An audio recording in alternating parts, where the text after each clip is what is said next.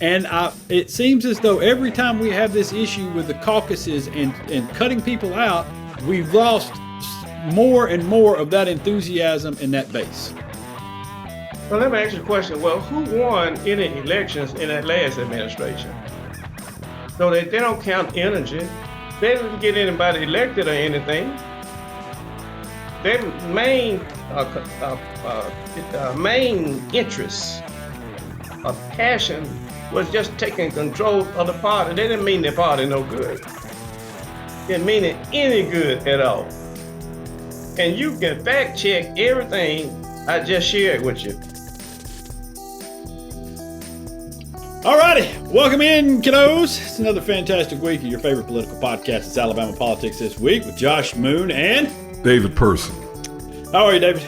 It's a good day, man. Sunny day, beautiful day in the Tennessee Valley. It's cold. It's cold. Oh, cold. I forgot. That's right. You're that guy. I am. I mean, listen, I like the sun. The sun is great and everything, but it's one of those things that you look at and you think, oh, nice day. And then you walk outside and you're like, oh my God, what am I going to do out here? So listen, the last 2 days, even though it's been off and on rainy, fantastic. I was able to get out, able to run around the neighborhood. I can't run in the cold, man. I just can't do it. And so my wife has got me these passes to this gym where she goes to, and they do these classes. And it works muscles that you don't use, which I don't know why you need to work them if you don't use them. And so I mean, everything on my body hurt last week. I mean, every spot on there hurt for several days. But it's good. Keep in shape, keep doing the stuff or whatever. But still, it's I just wish it would warm up so I could go back to my normal routine. I can't tell you, and I don't have any idea now why at this advanced age it feels I enjoy so much putting my earbuds in and going for a nice little hour-long run around my neighborhood. I have no idea why this is so appealing to me and so relaxing to me, but I do it all the time, and it just is just like a whole different day if I can do that. It's probably better for your body, man, especially your heart as one who has dealt with heart issues, Yeah, I think it's better for my brain, actually. I think it gets those endorphins kind of going up in there and the dopamine and all that kind of stuff. And, gets me past the stupid anxiety stuff that I have all the time now for whatever reason. But listen, off of this is the greatest segue ever into a sponsor. But we do need to thank our friends at Wood Creek Hospitality for sponsoring this program and all that they have done for us. We really do appreciate them and the work that they're doing all around the state. I think we mentioned last week that I went over to the event that they had over at the Space and Rocket Center and talked about some of the other businesses that they run. And people would be surprised. I know the chairman and CEO of PCI. Stephanie Bryan was in D.C. on a panel with the White House last week, one of just 12 out of the 300 some odd recognized tribes around the country. She was one of the just 12 people that were invited to this panel and got up and spoke about Native American issues and how the federal government has helped them with some things, especially the ARPA stuff, and how they were able to use ARPA to expand their meat processing and hopefully become a self-sustaining and sovereign kind of food, have their own food source, and then also, how it helped with COVID and what they were able to do with keeping the COVID vaccines viable around and spreading that around and helping protect their communities. That's the one thing that really struck me when I went down for the visit was the job that they did in protecting the community that they have. The Native American community, that using the monies that they've been able to raise from gambling, taking it, putting it into other industries, building wealth and possibilities and opportunities for their folks, and then also using it to protect their elderly people, their kids. It's I'll tell you, man, one of the great juxtapositions I'm going to write about is watching them send out buses from their rec center that they have, their after school program that they run and operate, sending it out to these public schools all around their area, public schools that they were not allowed to go to some years back.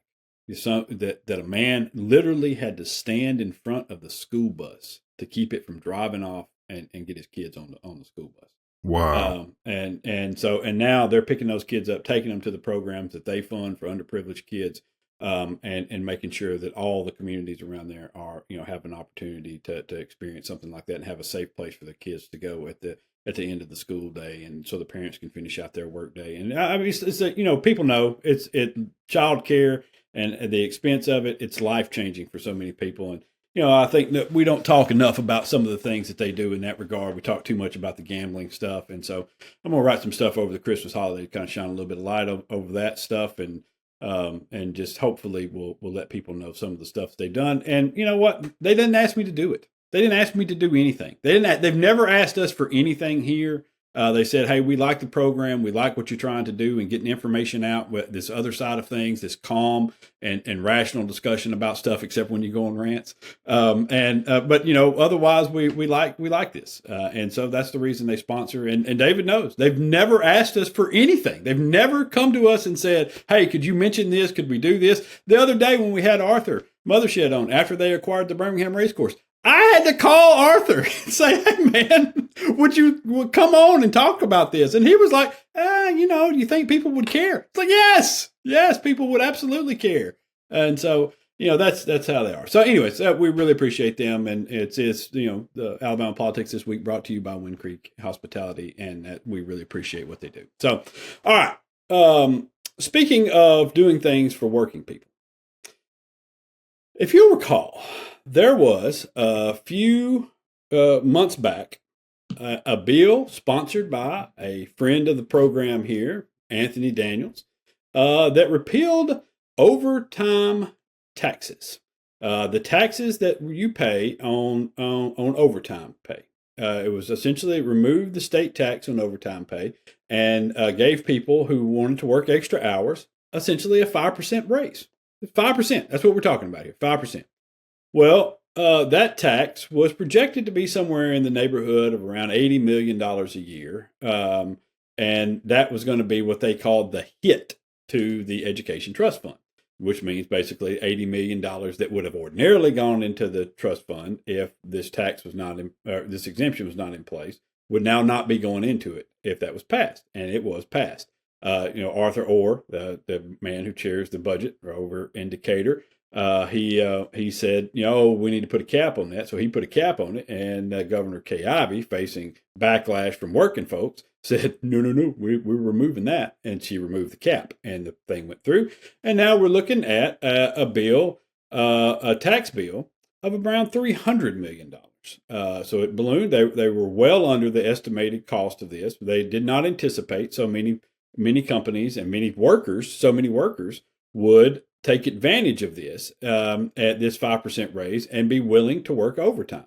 They didn't have it before. How it was normally filled. Let me just go ahead and fill in all the gaps here on this. How it was normally filled. Why there's been such a bump is we've eliminated many of the temp agencies that used to come in and supply these major factories with temporary workers that don't receive any benefits, don't receive a lot of the, won't receive full wages, won't receive overtime pay. So the temp workers were coming in and filling in the gaps in the overtime. But now, instead of doing that, your hourly workers are like, hey, no. We'll take those hours. We'll take those hours and an extra 5% bump in this thing, and we're gonna continue working. So now, because of the now we've got these new estimates about how much this is going to cost. Oh my God, we have got to repeal this law. We've got to change this law. It is costing us too much money. Too much. The Education Trust Fund is going to go bankrupt. We're never going to be able to make it. We can't have it. These people are, what are we going to do? Oh my God, $300 million out of it. Well, okay, first of all, that's not your money, okay? You weren't getting $300 million. You were getting the estimates from the budget office over there at the State House. The way they came up with the $80 million projection is they took what was ordinarily the money flowing in, added a little bit more to it in anticipation that more people would participate in this, but they way underestimated how many people would be willing to participate. And so what happened was they took what you would ordinarily get, which was probably somewhere around $50 to $60 million, I would guess. per year in overtime pay that companies were paying out to workers. And they said, well, this is what we're going to, or I'm sorry, that was the tax, the $50 to $60 million in taxes off of pay that were going to the workers. So 5% of, add another 95% to $50 to $60 million, and that's what you were going to be able to get. So the rest of that, you weren't getting in that budget anyway, okay? You've never been getting that much. You were short, a solid $250 million of what is projected right now, okay? So you're not losing $300 million. You're losing the 50 to 60 million or so that you were getting to begin with. So you're not losing all that. So let's start there, okay? Secondly, that ain't your money, man. That's those people's money, all right? And thirdly, and most important, okay? Third, let's take a look at maybe some other places where we might be able to prop up that education trust fund budget and remove some tax exemptions. And I know a couple of major ones right off the bat. Matter of fact, I wrote about them for today. They are the AAA Act, which is funneling money out of the thing left and right, $40 million a year at this point, and sending it out to private schools. And also now the Choose Act, which is going to go into effect next year. And we're going to, for the first 2 years, we're going to take a minimum of $100 million out of there. Now that's also the cap, but then we're going to remove that cap and it's going to be a free for all. And there's no income limits on the people who will qualify for it, which means every doctor and lawyer and jackass out there who's been sending their kids off to private schools is going to be able to come in and take advantage of the $7,000 per year tax break that's going to go over to the schools, and they're going to be able to take that off of their bill for the tuition that they've been paying. In the meantime, it ain't going to help I shouldn't say a single. It's not going to help very many underprivileged kids at all, because you can just look at the setup on here. There's no transportation. There's no free and reduced lunch. There's no stipend for learning disabled kids. There's none of this stuff, and there's no requirement that the schools have to accept any of these students. So you're not changing anything. What you're essentially doing is you're paying for segregation. You're paying to resegregate the schools, and you're giving rich folks a tax break, a $7,000 a year tax break on their private school tuition. And you're funneling it over to private businesses, many of them religious-oriented institutions that are going to be getting these breaks. They're going to be getting our tax dollars, and they don't have to adhere to the same sort of standards as our public schools. Well, thanks, first of all, for breaking it down for folks the way you did, which you did in your column, too, and I thought was really important. For me, it's really straightforward and simple. First of all, the Republican majority in our legislature is always marching around, with tiki torches about taxes and people being taxed. Mm-hmm. So here is an opportunity now, to free up the tax burden on a significant number of Alabamians. They ought to be overjoyed about that. Yeah. They ought to be kissing each other in the mouth in joy and happiness. And instead, they are now saying, I think we banned those library books, David. I think. I forgot about that. Yeah, well, that's a whole nother conversation. That's right. Yeah. But here now they're saying they want to get rid of a tax break. How does that match up with all of the years of Republican preaching and teaching and whining and crying about taxes? It doesn't line up. That's point number one for me. Point number two is we're talking about a population of people that probably don't have legacy wealth, probably aren't going to, be able to make, in the course of their lifetimes, unless they're really blessed, $100,000 or more a year. These are people that are hourly workers who need every benefit that they can derive. And here's something that not only lessens the tax burden on them, putting, which is a great thing, puts extra money in their pocket, which is a great thing, but it also, it gives us an opportunity, as a government, as a society, to really do something generous for the least of these. It's right on so many levels. And then the final thing, Josh, is, as you pointed out in your column, it's really a bait and switch, because what they're doing is they're shifting they're now saying we're going to shift the burden of funding private school education onto people who probably can't even get kids in private school, or if they do, it's at a tremendous sacrifice, and they're taking money away from the public schools at the same time. It's just it's wrong all kind of ways, man. Yeah, it is. It is wrong. This is a reward for people who are willing to work more. You're giving a tax break to people who want to go in and put forth extra effort to better themselves and their families. And that to think that there's something that you can do that you have, to me, what the thing that kills me about it is to think that you have some right to this. You know what I mean?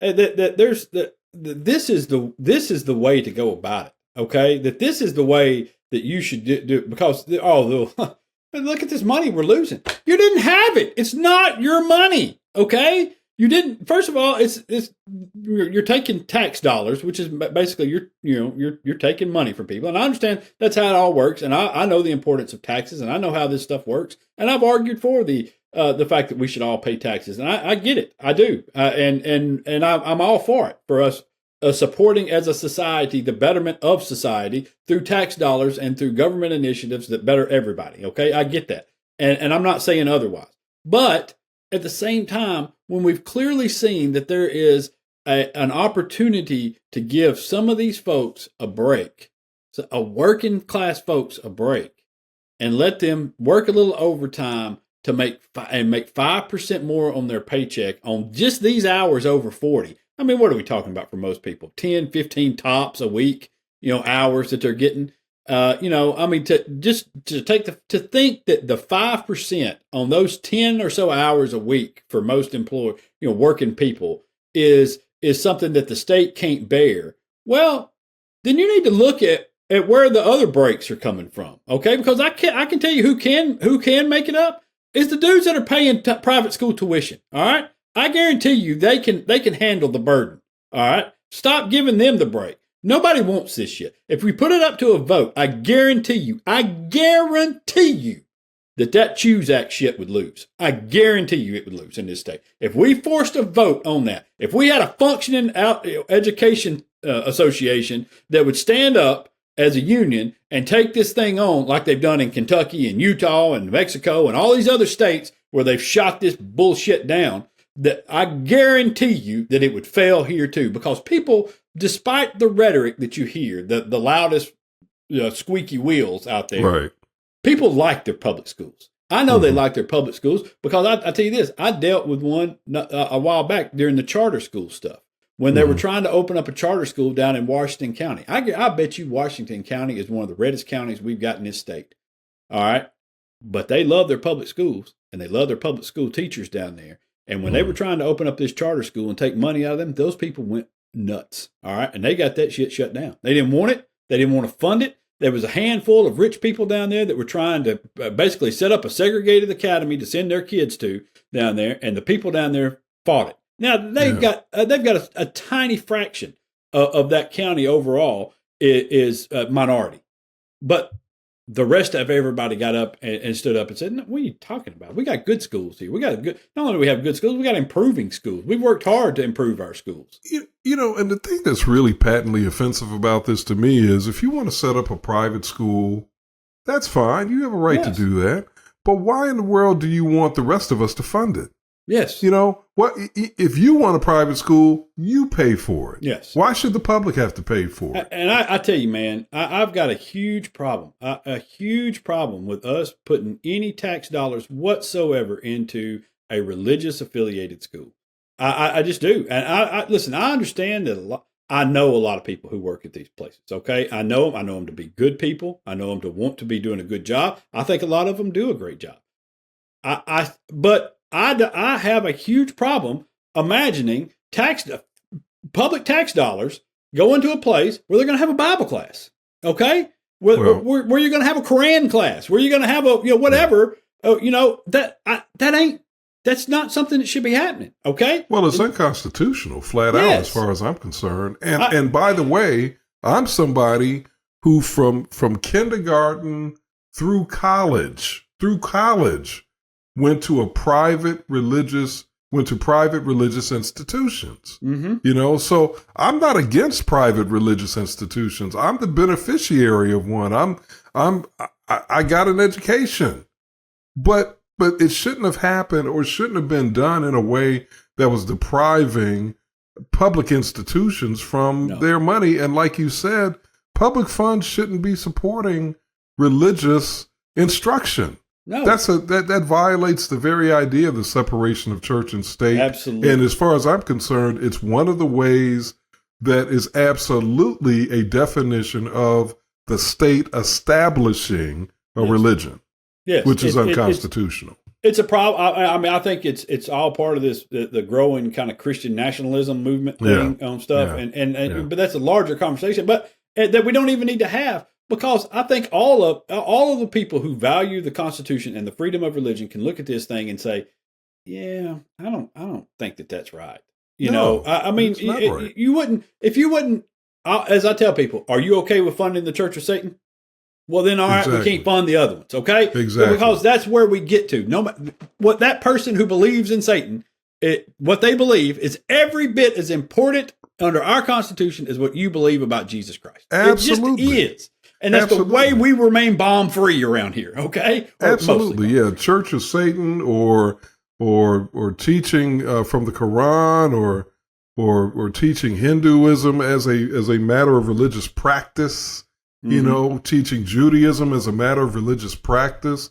It's one thing if you're talking about a class about world religions and we're just looking at the religions of the world or something like that. But to actually promulgate, religion and to try to cultivate faith, no, that's wrong. It's wrong for public money to be designated for that. Yeah, it absolutely is. And I also like that you used the correct pronunciation of the Quran, and I said it like I was a redneck in the back. Oh, what did you? Is that a Quran? They reading from the Quran? That's funny. I didn't even realize that's what you'd said. The Quran. You don't want those Qurans in your classroom, David. That mess everybody up.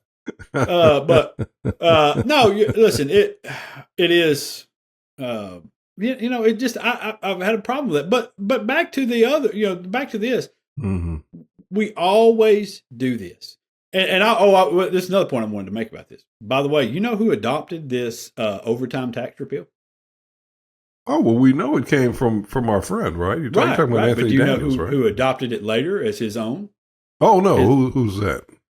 Oh, one President-elect Donald Trump. Made it part of his platform when he was running. We were going to remove the taxes on tips. Got a little thing called no taxes on tips. And also, he was going to remove the tax on overtime pay for workers. That was another one of his big pushes. They thought that was a great plan. I'm assuming he did not realize that it came from a Democrat, or maybe he did. I don't know. You never know with Donald Trump. But the reason so many people latched onto this is because it is a good plan, and because it benefits a group of people in this state that so rarely get a benefit from our legislature. Okay. And of course it came from a Democrat, of course it came from a Democrat, I mean, look at the bills that we have around here, and the things that actually work out for folks. It's one of the few benefits that we've handed over to working people in years. And I just, the idea that you're going to look at what's happened with you pulling this money out for the Choose Act, pulling it out for the AAA, which was, I mean, the way that thing was passed, I can't believe that people still are okay with that. But so many of these other things. So these tax exemptions that have rolled through over the last few years, almost zero of those things actually benefit real working folks that go in, punch a clock, struggle paycheck to paycheck, and encourage people. This is the other thing about it. This thing has been looked at in a negative way whenever we've heard these stories about, oh, it's way more money than we thought it was going to be. You know what that means? That means they want some of that money. There's a shitload of people out there that said, "Oh, another 5%. Let me work some more. Let me go work some more. Put a little bit more money in our account." And that's the other thing too. I would be willing to bet you that 75% or more of that money that's been earned by those people have been returned back to local economies. Of course, by those people who have been working. By what they've bought, even if they went out and bought a luxury item like a new car, a new boat, and whatever. Even so, those things has been returned. That money has been returned back to local economies, and it's cycling back through. I bet you we've recouped 30 or 40% of that $300 million. Easily, even if they just stuck it in their local bank or credit union. I mean, that still benefits the local economy. Absolutely. Come on. What are we talking about here? I know, we're talking about something that has the ability to impact the economy, at least in a couple different ways and in a positive way. Yeah. But again, there's this grand sense of entitlement. Mm-hmm. That's what I see it as, a grand sense of entitlement that a lot of people, I'm not saying all, but that a lot of people who are sending children to these private schools, and who are administering these private schools or who are lobbying for these private schools, who believe that public school money, taxpayer money, should be funding their children's education. And it's just flat out wrong. It is. But you're right about that. It is flat out wrong. And what they're talking about with this right here is flat out wrong as well. And I hope that there is a groundswell of support among the working people who this is going to affect the most, that stops the repeal of this and crushes that stupid Choose Act, and returns people back to, hey, let's better our public schools and let's get this stuff right. One other quick thing, Josh. Yeah, sure, go. Because I know there's going to be a counter argument out there, which I've heard, which is, well, when I pay taxes, I'm supporting public schools and I don't have any kids in the school. Well, you know what? That's true. But here's where the difference is. We're talking about helping to create a society that is populated by citizens who are educated and who will be productive on a massive scale. We're not talking about some small percentage of children who could get a public education, right? Mm-hmm. But instead are opting for a private education. People that opt out of the public school system ought to bear the responsibility for opting out. Yes. People that are opting in, are people who are making an investment, with their children into society, and the rest of us who stand to benefit from that as citizens, because the more educated and more productive the whole citizenry has an opportunity to be, the better society is going to be. We should support that. Mm-hmm. We should be happy to be supporting that.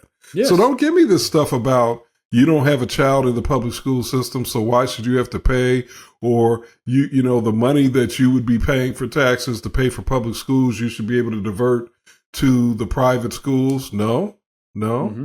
You're opting out of something that's to benefit society and deciding instead to opt into something that primarily is designed first and foremost to benefit you. Yes. Big difference. Well, I mean, I've always said, I want my tax dollars that you're spending on the interstate outside of my town. I want that, and I want to use it for fixing up my own driveway and my local road. All right, and if that sounds ridiculous, then so should this dumb shit. Okay? Exactly. So, all right. Let's slide out of here. We're supposed to have Randy Kelley on, and maybe we will. maybe we won't. I don't know. We're efforting. We're at. Let's see. We'll see. We're You'll know when we know. So, yes. Back in a minute. Alabama Politics This Week, brought to you by Winter Creek Entertainment.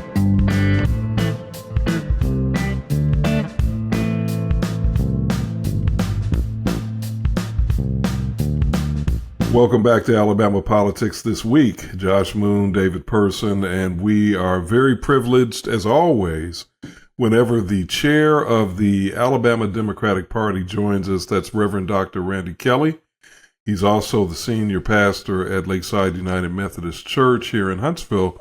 Dr. Kelley, good to see you, as always. I know that you have some very strong opinions about some of the statements and allegations that former U.S. Senator Doug Jones made on the last episode of our podcast. So we want to give you the floor to express yourself, and then we want to ask you some questions. So go ahead, kick it off for us, and just tell us what's on your mind. Yeah, I had some problem with the whole broadcast beginning when you was sharing that you was the black sheep of the family. And whether you're conscious or unconscious, the racists has always used everything black is bad. Black sheep is always the mess up of the family. Black male, black listed. You can go down to the downtown and get a cake, tastes like it's been cooked in gasoline. And if it's a white cake, it's an angel food cake.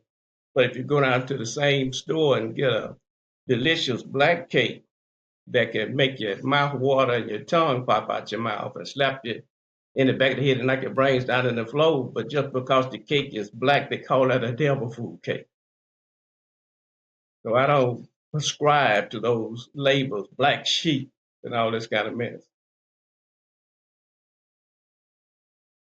So that's the beginning of issue that I heard. But actually, Doug Jones has always been problematic to me since I got to know him. Doug Jones had been trying to take over the Democratic Party for some time. He ran for chair of the party, and Doug Jones ran twice, and he lost twice. And the last time he ran, he got 10 votes and left out the meeting cussing. And he came back to us even after he had fallen out with us several times and asked us to support him when he ran for Congress. So we forgave him and support him when he ran for Congress. And when he got into Congress, he tried to get Nancy Worley removed. The first initiative that I know of is he called Dr. Reed and wanted Dr. Reed to convince Nancy Worley to resign from the position. And Dr. Reed directed him to Nancy, and I think Nancy cussed him out. And then when the election came, he ran a candidate for chair of the party. The man's name was Pitt Fox. And Nancy beat him in the election. And then I beat him worse than Nancy did for vice chair. He ran him for vice chair since he didn't win chair. And so they came up with a scheme to challenge the bylaws of the party and said the bylaws wasn't inclusive. But on the other hand, no matter how Nancy Worley tried to change those bylaws, they was not acceptable to that his cronies that he had in the DNC at that time. And they made us do another election because they said there may have been somebody that didn't have credentials, but there's no such thing as nobody not having any credentials because it was an open forum. And Nancy stated several times that everybody who has credentials can enter into the center of the place that we was holding the election. And she said others move out. So this is not New York City. This is not Detroit, a major center. It was just a little small arena. Everybody knew everybody. There's no evidence that nobody that voted in that election was not eligible to vote in that election, and the people had credentials. So through shenanigans, he ended up having Nancy removed from the party. Then in the process, having Nancy move from the party, they handpicked the chair. And of course, the brother, even when I got elected in the election that I got elected in, he got in the Black Caucus meeting and started crying and talking about how he was remorseful for how he let them use him. Then you're looking at Doug Jones now had the party for 4 years, did not have a single meeting in 4 year period of time. And all of them in that party was just a gravy train for it. If they had a director behind their name, I was informed that they had a 6 figure salary. And the man in the office was making $150,000. They had no get out the vote strategy. They had suffered a terrible election during that period of time where they didn't win anything. And so here you got a man here is condemning my leadership where I took over the party, didn't have no money, no staff, no get out the vote mechanism. In fact, the first day we did more than they did in 4 years. Hey, we have now a good staff. We have more money than we ever had in the history of the party. And then he's repeatedly told a lie several times that Dr. Reed and I didn't vote for Kamala Harris. Well, this is just a lie. He's lost his relevance. And he's using every little old mess that he can in order to destabilize my leadership, which he cannot do. And let me share this too. Kamala Harris is a good friend of Dr. Reed and some of her family members. I introduced Kamala Harris when she ran for president in Alabama. We are very good friends of Kamala Harris. But even by high chance that there was something happen we didn't vote for, that wouldn't change the election, not one bit, not one iota. And the Democratic Party, I didn't expect to fix this thing overnight. Heck, this used to be the party of the Ku Klux Klan. This was the party that lynched black people for trying to vote in Alabama and sent messages out through churches so they could come out and see blacks being lynched. It was not until black people got into the Democratic Party before they made something out of the Democratic Party. And it was Dr. King, whose father was Republican at one juncture, but on the other hand, they became Democrat. And when they got in the Democratic Party, through the movement, they brought about the public accommodations victory in Montgomery, Alabama, as a result of 381-day-long bus boycotts where they boycotted the buses as well as the businesses in Montgomery. And they won the Voting Rights Act in response to the bombing of those 4 girls in that church where they weren't intended to just kill 4 girls.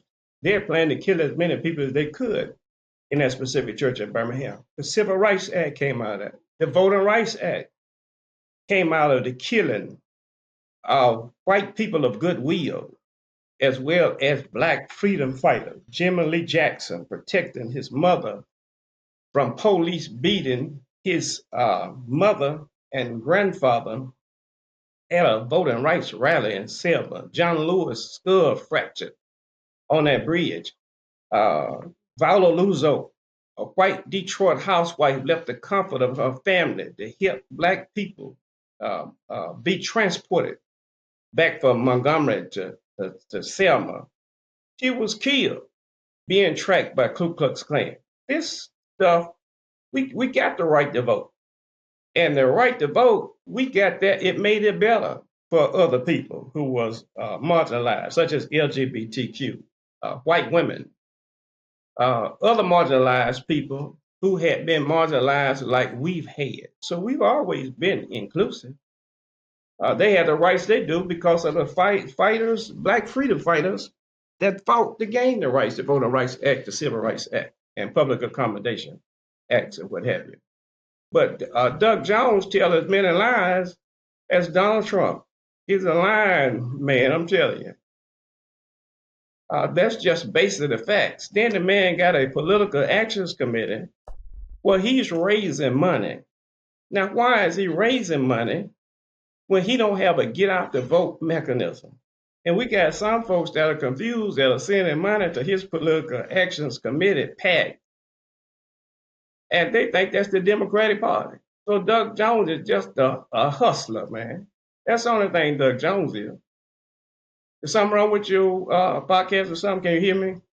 Yeah, we can hear you, but there's a little bit of lag. It sounds like there's a Wi-Fi issue or something. So if you finish with your opening statement, I'd like to ask you a question, and then we'll turn it over to Josh. He'll ask you some questions, and we'll proceed like that.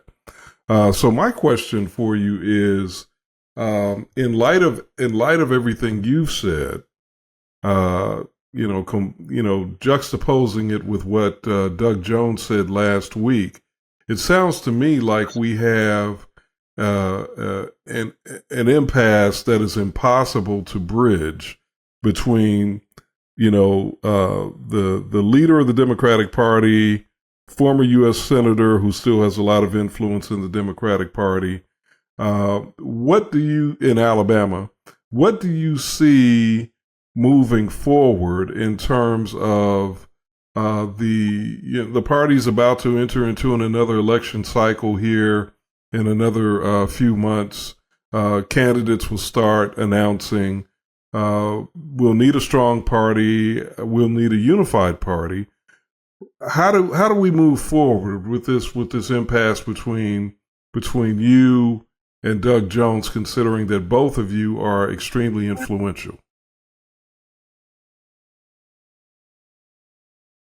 Well, Doug Jones is not influential in this party.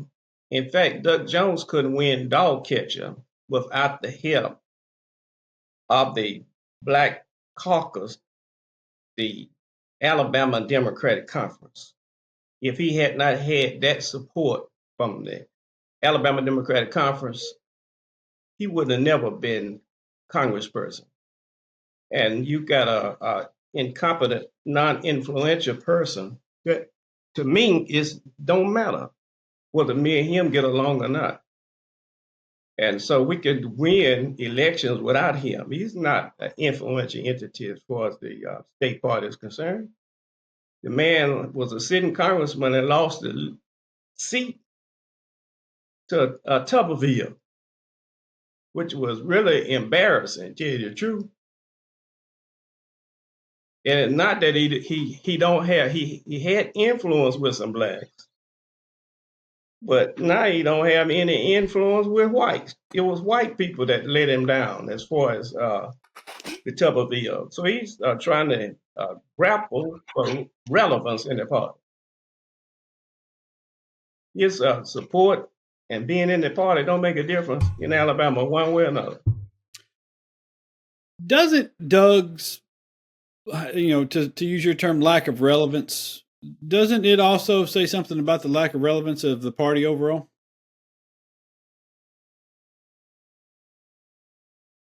Well, I'm going to tell you about the party again, that the party's weakness became because of racism. I just left a meeting last week in Scottsdale, Arizona. And one of the number one reasons that was cited about even Kamala Harris was racism and sexism. Now, if you know anything about the history of Alabama, you would know that President Obama lost by a record margin here in the state of Alabama. And Donald Trump won by a record margin. And you just have a dynamic that I didn't create, that people vote across racial lines, and they vote across racial lines based on racism. Mm-hmm. That was the purpose of the formulation of the Alabama Democratic Party, to create a black instrument of the different voting entities in the different counties into one umbrella called the Alabama Democratic Conference. And if you don't think Alabama racist, man, you're smoking something serious, man. It's one of the most racist states I don't disagree with that. I don't disagree with Alabama. I've written it many, many times to the point that people tell me to stop writing about it. But at the same time, it seems like at some point you got to figure out a way to bridge the gaps that are there between what you're trying to accomplish in getting people elected and the voting base that's out there.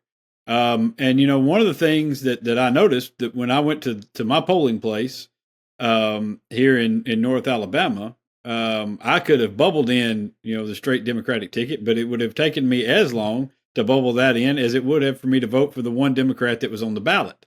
So, it seems that as though we're not making a whole lot of progress in terms of giving people an opportunity to learn what the Democratic Party is doing. We seem to do a whole lot of fighting, and I'm not taking a side one way or the other, but it's mostly within the party.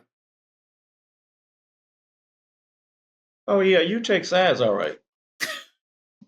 But on the other hand, besides that, we need candidates to step up and run. But in many instances, the way these districts are cut, if you look at even African Americans, they can't win in certain districts.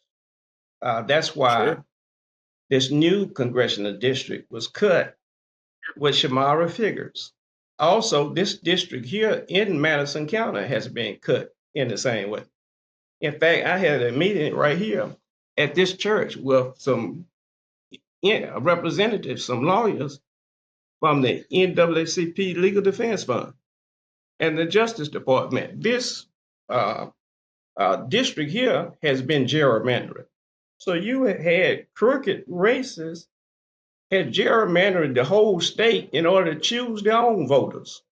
That's a big problem now. Yes, I'm aware. I just don't. But there's been nobody to kind of drive the top of that ticket. Yeah. When have we had somebody to drive the top of the ticket? If you got the district that is cut in a crooked way, I don't care who wins. If the Lord ran, he wouldn't be able to win in some of these specific districts. If he was a black person, he wouldn't win in a state that's conditioned, where these folks has been conditioned to vote for what they think is white, rather than what they ought to be intelligent enough to vote for what's right. I don't think anybody disagrees with the fact that there's a lot of racism. And I can't change that overnight. Well, I don't think anybody's wanting you to change it overnight. But I think what people do have a problem with is the fact that there have been so few options, at which would lead folks to believe that while listen, we understand that everybody that you're not going to win overnight. We're not going to turn this thing around in a couple of years. But I think that it's more than just simply having names on ballots too. Although that is a big key, there doesn't seem to be any momentum, any groundswell from the bottom up. There doesn't seem. I feel like when I talk to people, they mention a lot that they don't feel like there's a plan, a comprehensive plan to move things forward. Okay, when has there been a comprehensive plan? And I don't care what kind of plan you have in a racially gerrymandered district, you ain't gonna have. So we're just gonna lose forever. And we're gonna lose forever. That's what you're saying.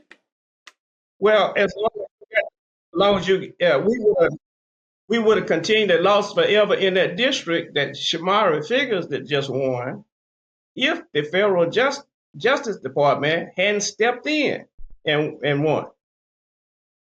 Now, have you ever thought about running? Yes. Nobody's ever asked, but no, Have you ever thought about running? Yes. Yeah. And why don't you I've considered it. And we'll see if you can win. And we'll support you if you're electable. Acceptable and electable. It's different between being acceptable and being electable. Dr. Kelley, what I'm hearing you say. You got a lot of people that are acceptable, but they don't mean to be elected. Right. So, Dr. Kelley, what I'm hearing you say. If you ain't got the numbers there, man, you ain't going to get no election. Whoever you are, I'm a former city council person myself. Right. And the first time I ran, man, I'd have been shocked, man. I'd have probably fell out in the floor if I didn't expect to win. I was just raising issues in my community, just a young radical in the community. Right. But And the that's my next point. time I And that's ran, my I was point. So ready. where are I those had people? the basic machine. I had So, money and a mission. so Dr. Kelley, let me ask you a question. Let me ask you a question because what I'm hearing you say is that as long that we've got two very serious problems in our state, one perhaps we can address legally, which is the gerrymandering, and you're saying that you brought in the legal defense fund, and so I'm assuming that you're looking seriously at taking some legal action, maybe in Madison County, maybe in other places. And I'd like for you to let us know if that's what you're going to do. Tell us, that's news that people need to know about.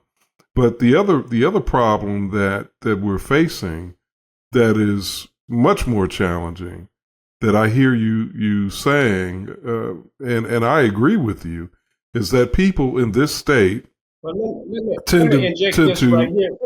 I'm sorry, sir. Go ahead. Go ahead. Let me inject this since you mentioned that. Do you know Okay. that the registrars, city council persons, county commissioner, school board members, they had to be sued?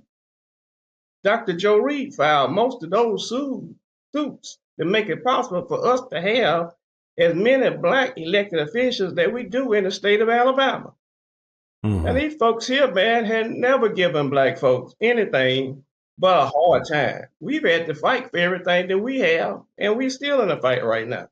But I think that Yeah. one of the problematic areas is poor white folks don't realize that they in the same boat that we're in. We didn't come Right. on the same slave ships over here, but we're all in the same boat right now. And I think Trump might be a blessing to them in disguise because when he started cutting back Social Security and all these plans that he's got in this Project 2025, that may wake him up. Yeah. Yeah. Well, I agree with you. I agree with you 100% on that. And I hope that'll happen. And that leads me to my other question, which is, or the second part of my question, which is, based on what you're saying, and I think your analysis lines up with what a lot of us think. People in this state tend to vote, especially white people, tend to vote along racial lines in vast numbers. I'm not saying all whites do that, but because obviously you got to have, if Democrats are basically getting 40% of the vote across the board statewide, more or less, then obviously they're whites who are voting for Democratic candidates, regardless of race. However, we know that in the final analysis, it appears as though people are voting. There's a huge swath of people, white people, who are voting based on race. And so if that is indeed the fact, as many of us believe it is, what's the hope when you consider that white people outnumber black people in this state by a significant percentage? What's the hope for qualified black candidates, and what's the hope for a Democratic Party that takes policy positions that are sympathetic to or supportive of black people and other historically disenfranchised groups? Okay, yeah. Well, one thing I see is we've got to continue to tell the story of what the Democratic Party stands for. But also, we got to do that intensified. We got to take advantage of positive media. Now, the civil rights movement never would have been successful if it hadn't been for black media. We had people like WN Radio, Tall Paul, Shelley Stewart, so-called Shelley the Playboy. Those folks in that media took a very powerful role. We got a good entity here with Speaking Our News. So we got to educate our own, not just blacks. There was not just whites, but blacks. A lot of blacks didn't go out and vote. I heard with my own ears of someone saying that their vote don't count. Well, people wouldn't be doing everything possible they can to take our vote if our vote didn't count. If a vote didn't count, you wouldn't see all those black people down there at that Legacy Museum, a lynching museum down there in Montgomery that's been hung for the right to vote. And then there's another phenomenon I think that's happened to us as black people is what I saw in an experiment by Martin Seligman, a psychologist. He put some dogs in an experimental situation and administered electric shock to them. And those dogs act initially with outrage. The dogs tried to bark, run, bite, everything else to get away. But when they begin to accept that doses of shock, the deadly doses, without even rebelling. And that's what happened, I think, to some of us as black people. We have learned to be helpless. This is an unnatural position that we in, a mindset that we're in, some of us at this time.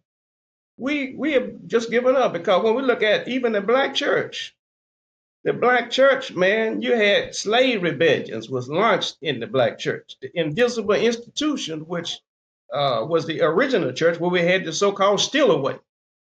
Slave rebellions came from the church. The movement against slavery, man, came out of the church. Abolitionists, Frederick Douglass in that crowd were ministers and partnered with ministers like William Lloyd Garrison. Black people and white people of goodwill work together. And it's going to take the same thing here in Alabama. The civil rights movement wasn't all black people. It was black and white people of goodwill. And so we're going to have to mobilize what I feel that we got more than in it is, I believe it's more blacks and white people of goodwill than it is people that are just hardcore racists. People that are so racist until they're blinded, until they vote against their own welfare. Now, what in a ham sandwich is these poor folk voting for Donald Trump, who is talking about giving tax breaks to the rich? Now, who you think gonna pay for the tax breaks for the rich if not for the poor? They're already talking about cutting Medicare, Medicaid, Social Security, and all of these things. Something seriously wrong with that picture. Yeah. Yeah, I think we all agree. And then too, we got to use things even other.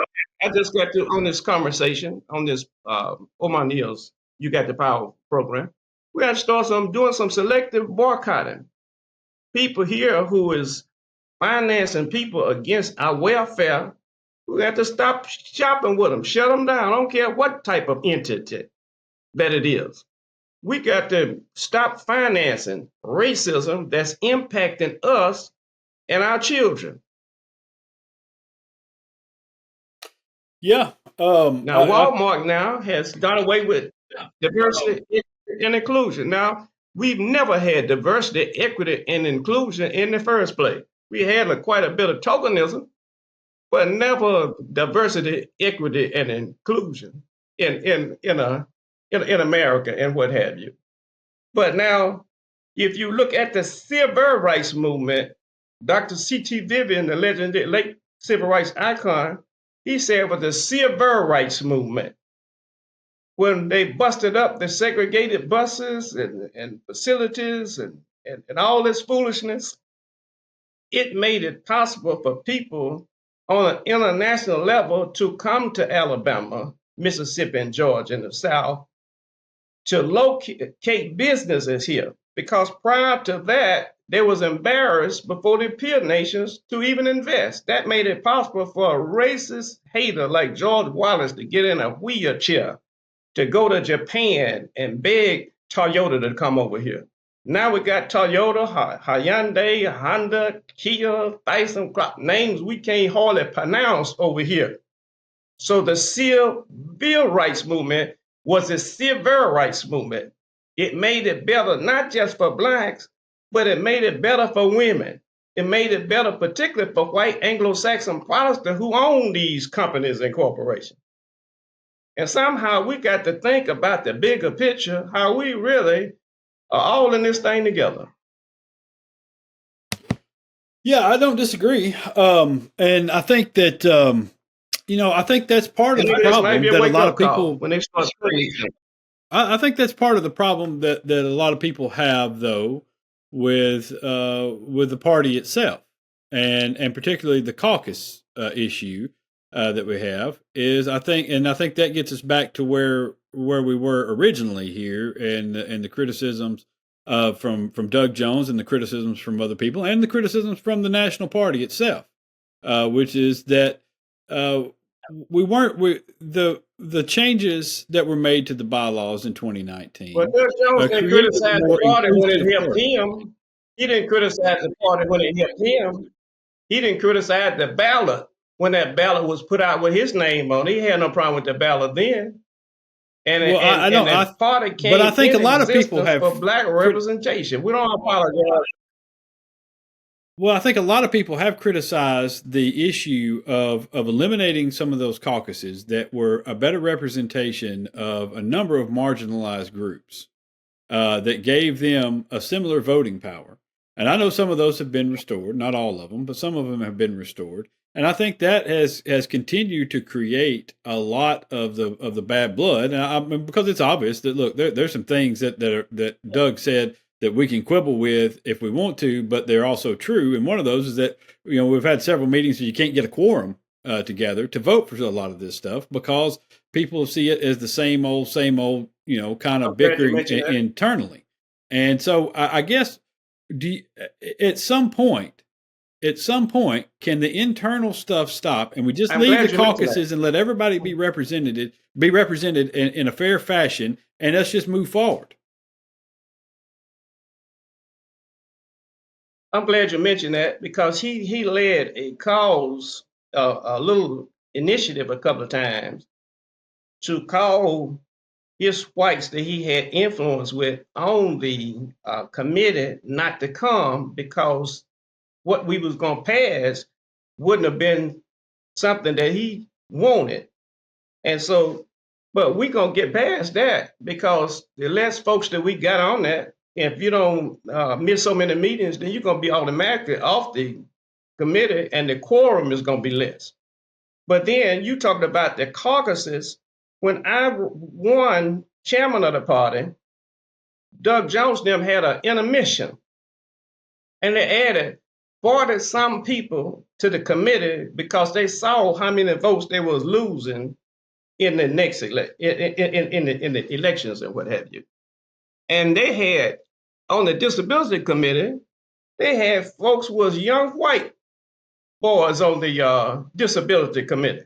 And we have yet got a firm understanding of what disability is. And they had black disabled veterans that they wouldn't even let them in the disability caucus. And I guess their standard for disability was having a common cold or something. Well, I'm disabled myself. I'm black and I'm poor. That's a handicap in Alabama. It's a handicap in America. So they couldn't even give us a definite definition of disability, of being disabled. You won. And we're not against anybody. We want everybody. Yeah. I think that's where I'm losing it here is you won. You're the chair of the party. You're in control. So why not just leave the caucus stuff alone? Move forward. Let everybody have the votes that they have. Everybody there seemed to listen, regardless of what took place. And I agree with you on a lot of the mismanagement stuff that took place over the 4 years that other faction of people were in charge. I agree with that. There were some things that need to be questioned, and there's some problematic issues that took place, and there was not a lot of work that went forward in terms of getting out the vote and building the party outward. But at the same time, I do feel like there was, for the first time, some energy at the base of the party in terms of young people, in terms of getting people into that party and getting people excited. And it seems as though every time we have this issue with the caucuses and cutting people out, we've lost more and more of that enthusiasm and that base. Well, let me ask you a question. Well, who won any elections in that last administration? So they don't count energy as far as to measure political success. I don't guess they didn't get anybody elected or anything. Their main interest or passion was just taking control of the party. They didn't mean the party no good. They didn't mean it any good at all. And you can fact check everything I just shared with you. I don't need to fact check it. I And know we were the what took only. place. I know what took place in this thing, and I know that there were it grew the party when those extra caucuses were there, when the young people's caucus was part of this, and the disability caucus, and the and all Hispanic and Native American and Pacific Islanders and Asian caucuses. When everybody was got they created that and gave everybody the equal say in this. There was an expansion of the party at that point that felt like people were starting to gravitate towards it more. And that could be something that carries forward. And what I don't understand is what is productive of cutting those? We don't have a disability caucus. We hadn't had one other than that one that they had there that they couldn't define disability.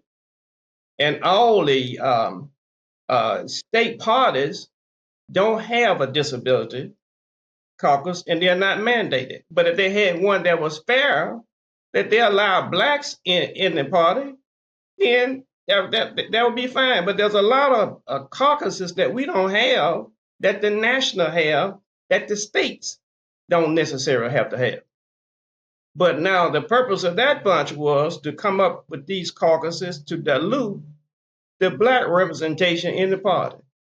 It didn't happen, though. That's what that didn't happen. Purpose was about. Was still that did not happen. We've seen the numbers. It did not dilute the black vote. Yeah. So we're not even talking about any caucuses right now. That's the mess that he's come up with, going back to some caucuses and all that. I thought we were past that. Okay. I just it feels as though we're stuck in time. For disability. You may have a criteria for disability. And if you do have that, please send that to me. I'll certainly look at it. Okay. What should we base being disabled on? Is it being black and poor, or is it more than that, or whatever just constitute just being a member of the disability party? I mean, who should go in there and who should, for everybody to determine. I think that. Listen, I don't understand why you won the election fair and square. You're in charge of the party. Everybody knows that. You did it with the caucuses that were in place at the time. Whatever obstacles were in your way, you overcame them and won. So why was it at that point just enough to move forward and keep everybody together and kind of move the party forward instead of creating the friction that is inevitably going to come from eliminating the power of vote for certain people?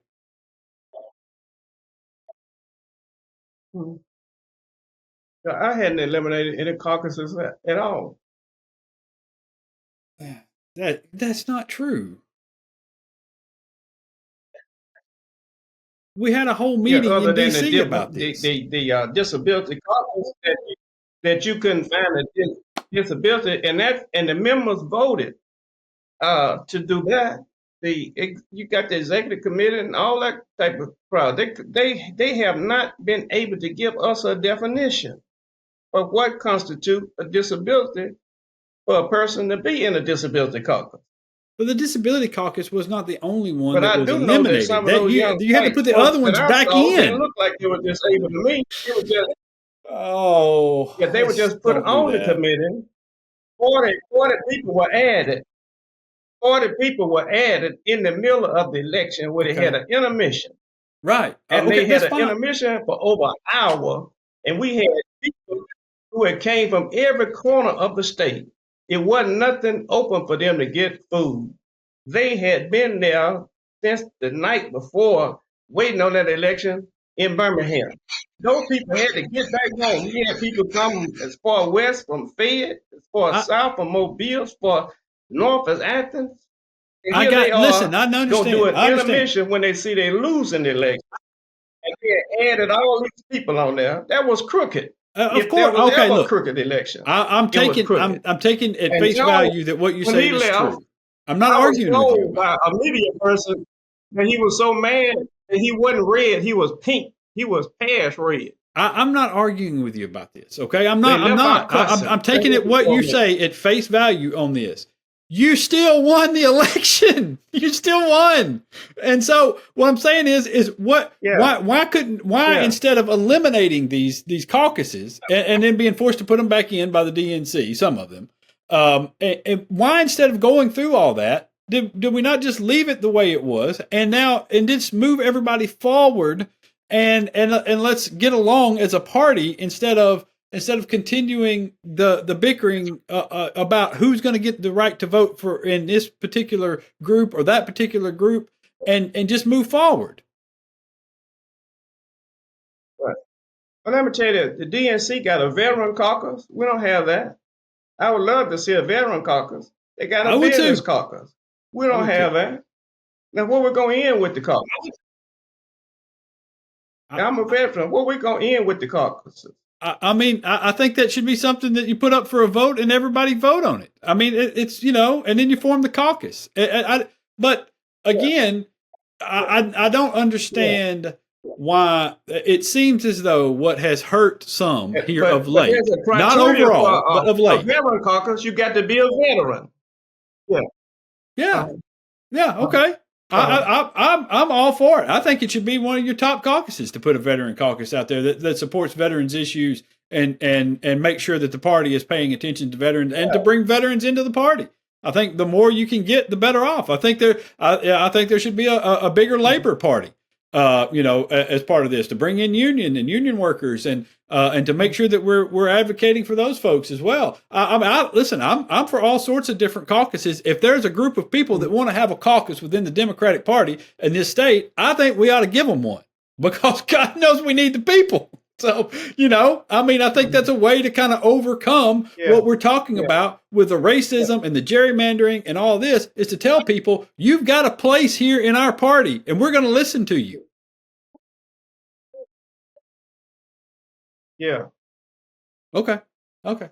Well, I'll see. Look, we got Yeah, I the got no common problem with ground, that. right? We got the common Only ground, problem I right? got is with the criteria. Yeah. Okay. With the Well, listen, criteria. Yeah, Dr. I Kelley, got a problem with I that. Got hope a problem with the criteria. I hope that this. I know it's been hard for us to hear each other back and forth, and there's been a delay, and we apologize for that. We have no idea what's happened. I hope it comes out well so people can understand us on the other side. But I'll make a pledge to you that if it doesn't, and if it's hard to understand, we'll get you back on next week, and we'll do this whole thing again, and we'll talk about it again, and make sure that you have your say and that we have a conversation. Because it certainly is not our intent to make it to where your opinion and your side of things is not as well heard as the other side of the argument. And we really do appreciate you coming on and spending time with us and sharing your point of view on this. And particularly as a black person in a leadership position, because we got cultural paranoia. We know that Alabama got a history of maligning and vilifying black leaders. You can't find a black leader, not even Dr. King, that they didn't vilify. His letter from the Birmingham jail was to the 8 leading clergy in Birmingham who said that his movement was unwise and untimely, and he was an outside agitator. He wrote it on scrap pieces of paper and toilet tissue and smuggled that letter out. And sometimes you need to read that letter, perhaps, if you had not read that. So, and Reverend Fred Shellsworth was demonized. So we ain't never had a black leader in Alabama that has not been maligned and vilified and spoke evil of. So that's a cultural paranoia sure. that when I come on, white oriented media and what have you, and even media that get the funding from black folks. So we do appreciate it. We appreciate you spending the time. When I come on all these media entities that are non-black. Yeah, I understand. Although I think David might take a little issue with that, but I understand. No, I get it. I understand the cultural paranoia he's talking about. I don't take any offense at that. I think the history of our country is pretty clear. Dr. Kelley, I think, has every right to be suspicious. I'm going to take the positions I take, whether or not that lines up with Josh or Dr. Kelley or whomever. And, because I'm an independent thinker, so I'm going to take whatever positions I take. But I am unabashedly pro-black, and I know that, and I think people that know me well know that. Now, I'm not pro-black. Being pro-black doesn't mean I'm anti-white, sure, or anti-anybody. I believe in Dr. King's idea of the beloved community, but I certainly am not in denial about the history of this country or the present realities that we face, especially as black people, but not only black people, but other historically disenfranchised people. And I'm always going to advocate for the historically disenfranchised, the least of these. And that absolutely includes black people. In this country, indigenous people are at the front of the line. Black people are a very close second. And as Dr. Kelley has indicated, I think a lot of poor whites are right in, they're not too far behind, even though they don't seem to realize it based on, their voting patterns. But that's my position. Yeah. Well, Dr. Kelley, we really do appreciate you spending some time, and like I said, if we need to, we'll get you back on. But we're going to get you back on regardless at some point in the very near future, and we do appreciate you. Thank you, sir. Yep. Thanks, Dr. Kelley. I'd be happy to come on. I love fussing and fighting and all that kind of stuff. It energizes me. All right, well, good deal. Positive game banging. I love that. All right. That is Dr. Reverend Randy Kelley. We do appreciate him coming on it. And like I said, we have no idea what this thing is going to sound like when it comes out. We hope that everything can be meshed up and everything sounds right.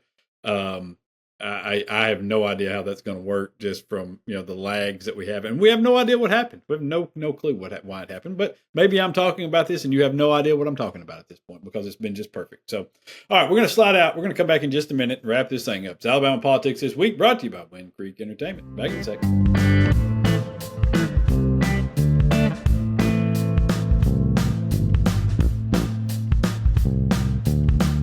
All righty, welcome back. Alabama Politics This Week. Josh Moon, David Person, and we'd like to thank our guest, Randy Kelley. Oh man, that was an interesting conversation. I think it might have gone a little more sideways had we been able to hear each other, without a lag, as though he were broadcasting from Baghdad. Something about his wife. I mean, it sounded like a Wi-Fi issue to me, but I don't know. Yeah. Hopefully people won't be able to tell. We got it. Hopefully we got it handled. Thank the sponsors as well, SPLC, the Southern Poverty Law Center, and also the folks at Wind Creek. Really appreciate them and what they do. All right. So before we get to the Rightwing Nut, thoughts on Randy Kelley's comments? Well, I mean, he said something toward the end that I think really is the backdrop for this whole challenging situation with the Democratic Party in Alabama, and in particular the rift between Doug Jones and Dr. Kelley and other Democratic Party leaders. Mm-hmm. And he used the term cultural paranoia. Yeah. And I would say, that's a good way to kind of describe what I think many black people feel because of the history of the state, because of the history of the Democratic Party in the state. I think it is it's a really good way to sort of describe what a lot of black people feel and are challenged by.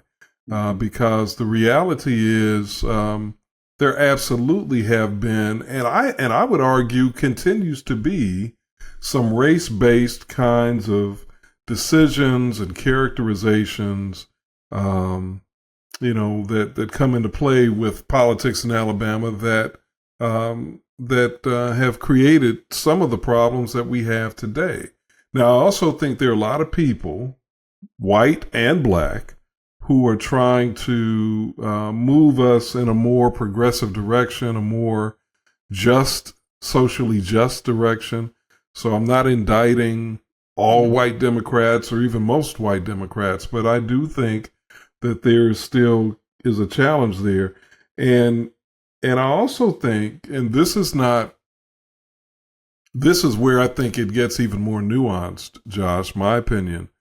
I think there are a lot of people whose hearts are in the right place and who want to see a racially just society, but who don't believe that black people are electable statewide, or they don't believe a black woman is electable statewide. And I think the sad thing is, I think they may, I hope they're wrong, but I know why they feel, I know why, I know that from a numerical standpoint, from a demographic standpoint, and from a cultural standpoint, I can get why some people may feel that way. But I think it is incumbent upon us still as a Democratic Party to not succumb to that, and I think we have to continue to fight past that and push past that and not look at white men as saviors for the Democratic Party. I think we've got to move beyond that. And I brought this up with Doug Jones last week, and of course he pushed back on it a little bit. Not that he disagrees with the idea that I was putting forward, but I think he does not believe that that's what was suggested in the New York Times article that I was referencing. And I did try to find the article, I couldn't find it, but I remember clearly Bob Vance and Doug Jones and some others were quoted. And my recollection is, and if anybody can find that article, please send it to me. I clearly remember thinking after reading that article, and I've talked about this in a number of different places, Josh, that the sentiment was that the only way for there to be a statewide victory for the Democrats was if a white man was at the top of the ticket.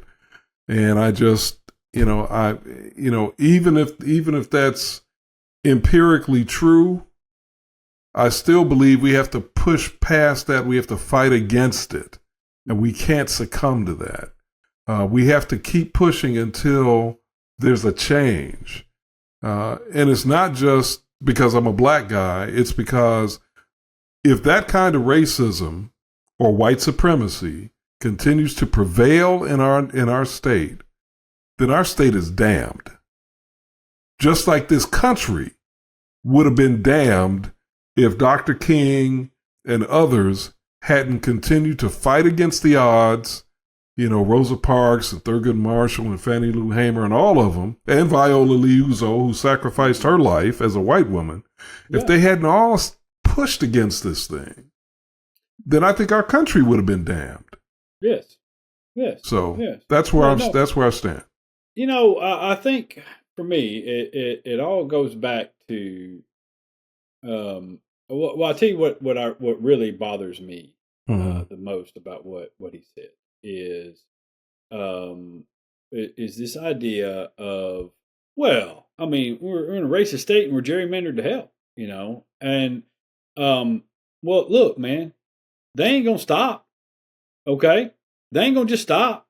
You're gonna have to do something about that. And And that's the part of this that bothers me a lot about, and that gets us back to the ballot issue. Where if we're going to have a situation where we can have, a black candidate win the statewide race, a black female win a statewide race, or be viable in those elections, we're going to have to get them in elections.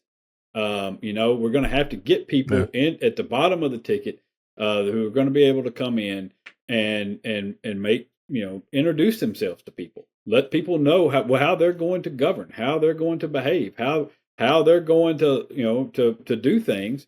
And if we don't do that, if we don't start building, and we just start, because it seems to be a lot of the mindset right now is, well, let's wait on a court to make them do something so we can get a district where we know we got a chance in, and then we'll put a good candidate in that district. That's not going to win, and that's not how Republicans got to this point. Okay, everybody remembers not all that long ago in our lifetimes, this place was run by Democrats. That's right. And they turned that tide from the ground up. It was the Karl Rove Project. And it started at the very bottom with circuit court judges and people. They laid a basic foundation around there with your county commissions, your city councils. I'll tell you, man. Listen, Anthony Daniels is a friend of the show, and is a friend of mine. But I have never heard anybody lay out a plan better for Democrats to retake this state than the one that Anthony has. And the one that he has is start with your major population centers in the state. Take control, focus all of your efforts on taking control of the city council, the mayor's office, and the county commissions in those areas. Then start working your way out to the judges, to the circuit court judges, and then start moving up the ladder on those judges. And as you do that, what people don't realize is the reason why there are a lot of Republicans today is because that's where the money is. Okay? That's where if you're running a construction business or a contracting business or a heavy machinery business or whatever, you go to the Republican meetings because the Republicans are the ones who are controlling the public works contracts. Okay? That's where your money is. And when they start feeding that out from the state, it goes out to all of these places around all these towns for those folks on the city council and the county commission and the mayor's office to disseminate that money. Okay. And the biggest cities get the biggest chunks. All right. And so when you start working with that, and then you start pairing it with federal dollars and more state dollars that are out there, that's how you start to take control of this state. And you're not going to do it a Shamari figures at a time. All right. It ain't going to happen. You're not going to, first of all, Shamari's going to be out of there in 8 years. All right. That's just all that, because they're going to come in and re-gerrymander the hell out of that district, and he's going to be gone. I mean, I hate to say that. I love Shamari to death, and I think he'd do a great job, but they're going to come back in and try everything they can to maybe it'll end up being, a Bobby Bright type Republican or somebody that wins that district. Or being optimistic, maybe Shamari's approach to being a congressperson will be so compelling that some of the people that would, well, I'm saying we got, let's leave some room for that possibility. Doug Jones, I think, but I think there's some other things that contributed to Doug's loss that Doug did not, and I've talked about this publicly. I'm going to say it again since you're bringing it up. Okay. Doug did not, in my opinion, galvanize the black vote effectively the second go round. No, he just didn't. He didn't campaign, in my opinion, he didn't campaign effectively in a way that would have really gotten the black vote out and galvanized it. So I see that as one of the weaknesses there. I'll say this for Doug. All right. I don't think he could have won doing anything differently than what he did. His only pathway to winning again in a regular election, not a special, was to do exactly the way he did and try to take a bipartisan approach to this and to try to attract people, because I don't think the numbers were there. I don't think the numbers were there for him to try to win in the same way. And the only reason the numbers were there in the special election is, one, it was a special election, and two, it was Roy Moore on the other side.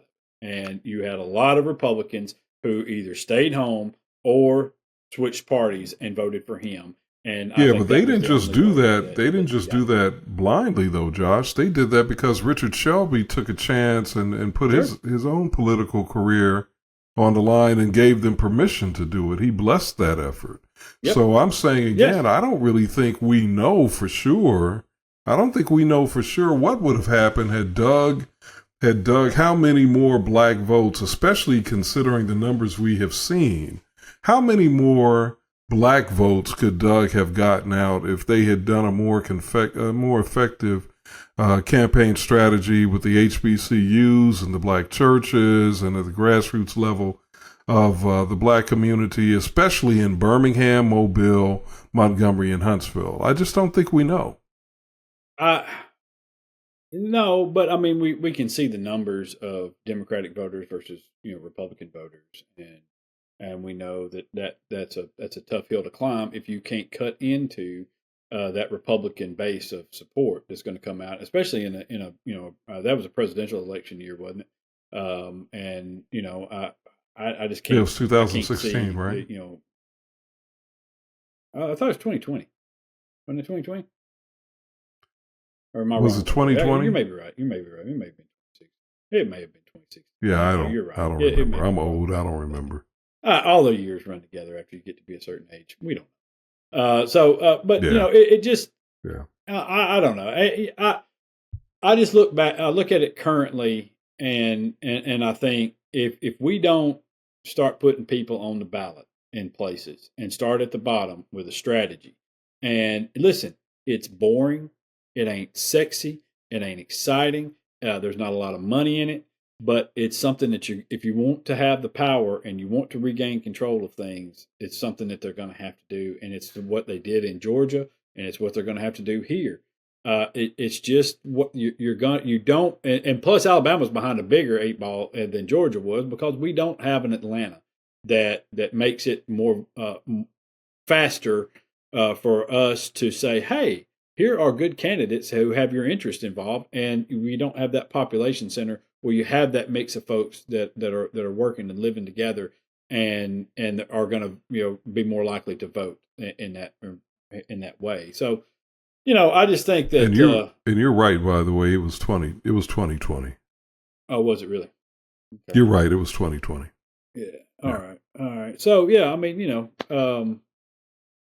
I just think that that deal, it just was not something that that was ever going to work. But anyways, all right, Rightwing Nut, our Rightwing Nut is our friend, the House Majority Leader, that Scott Stadthagen, our snowflake from Prattville. I'm sorry, not Prattville, Hartselle. I got Prattville on the brain with all the snowflakes who are down there these days. But Stadthagen has his own bills in which he's going to try to do all sorts of things to transgender people because this is apparently a huge problem for the people of Hartselle. I guess. I don't know. I mean, I can't imagine that anybody in Hartselle has ever met a transgender person. But, this is what he's focused his time and efforts on, not, crime or, inflation or schools or any of the other, last I checked, there's not a great healthcare system in Hartselle. So, maybe that would have been something where he could have better spent his time. But no, we're going to instead spend our time on transgender issues and making sure that the transgender kids are squeezed out and, Well, and his bill, Josh, HB 67, it seems like it's, again, one of these kinds of bills where you're trying to address a problem that doesn't really exist. So it states, according to AL.com, it states that a public K through 12 school or public library should not knowingly present or sponsor any drag performance in the presence of a minor without the consent of the minor's parent or legal guardian. All right, let's just quickly break that down. First of all, there ain't no public school in the state of Alabama that's got any kind of drag performances going on. Yeah. Guarantee you that. That's not happening in a public school in the state of Alabama. I wish somebody would show me one where that's happened, and then I'll stand corrected. But I don't believe it exists. Never heard of it. And it would be front page news and on all the TV stations and Alabama political reporter would be reporting on it if that were the case. So that's problem number one. All right. Problem number two, the drag queen readings of books in libraries. If you've ever seen coverage of these, you know that there are children in there with their parents. Indeed. That's how they get to the library. Exactly. That's how they get there. Their parents are there with them. So they automatically have the consent of their parents. What are we talking about here? This is a solution without a problem. It's not even a solution. It's just words. It's just it's just a word. It's fear mongering at its worst. Yes. It's just somebody who's gotten himself elected, and who doesn't understand how to govern. Really, that's all that we're talking about here. We've got a person who does not know how to govern, and so this is their solution to that. And it's just sad, honestly. It is sad. And it also, as is pointed out, could have some unintended consequences because, is it going to, as is pointed out by what's the name of this group? The Alabama Transgender Rights Action Coalition points out, in addition to the unnecessary, I'll say, damage that can be done to transgender children, even though I think that's sort of an interesting way to describe some children, but I'll leave that alone for now. Children that are fluid, I guess, in their sexuality or in their presentation, their sexual identity, I think is the better way to say it, not sexuality, but their sexual identity. In addition to the damage that can be done to those children by being singled out, perhaps, and of course, here I am, a cisgender man, trying to communicate on this, and I'm over here fumbling and stumbling, so forgive me for that. But I think they raise some very good points. So, what about a girl child who decides to dress up as George Washington because she's inspired by George Washington? What's the harm in that? What's the problem with that? What about, the Alabama dress code? So are we now going to create a situation where women aren't going to be able to wear pants, because pants are the clothing that historically men have worn? It's just sort of again, they're trying to address something that doesn't need to be addressed instead of dealing with the weightier matters of state, like, let's get some, you said it earlier, Josh, let's get some health care. Yeah. Let's focus on getting hospitals back open. Let's focus on real issues, real problems, not things that should be not the concern of the state, but the concern of parents and children in families. It's not the state's business. So a lot of this stuff is just not the state's business. Why is the state getting involved in this? Because again, listen. I've been to Hartselle. It's not exactly a utopia where people are driving. Everybody's got a Mercedes and a dog and 50 acres. It's there's a lot of rural areas. There's a lot of poverty. There's I would say not any higher than average, or probably below average, but still there's poverty there. There's people who aren't living great. There's problem with healthcare access. There's all sorts of the same problems that we have all over this state. But fixing those things are hard and boring. Okay, you don't get a lot of attention if you put forth bills that work on the funding structures of schools or the funding mechanism for Medicare expansion or Medicaid expansion. You don't get a lot of headlines for those sorts of things, for going into your communities and doing work on things that really matter and really make a difference.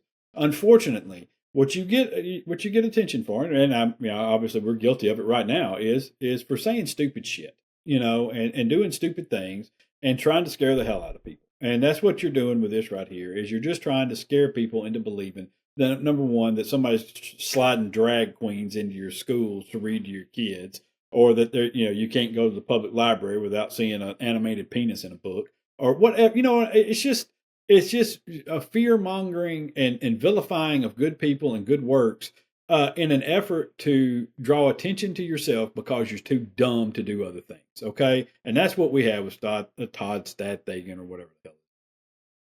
And a lot of these other ones who put this stuff out there, they're not smart enough. You should stop electing them because they're not smart enough to actually govern in a way that helps you or helps anybody. I don't care what political persuasion they are. If they're doing this sort of stuff and they're out here saying these sorts of things, that means automatically they're too dumb to govern to help you. Okay, so stop electing them. Find somebody who knows what's going on in your communities and who will actually go out and do some stuff that matters to you, and stop putting up this dumb shit.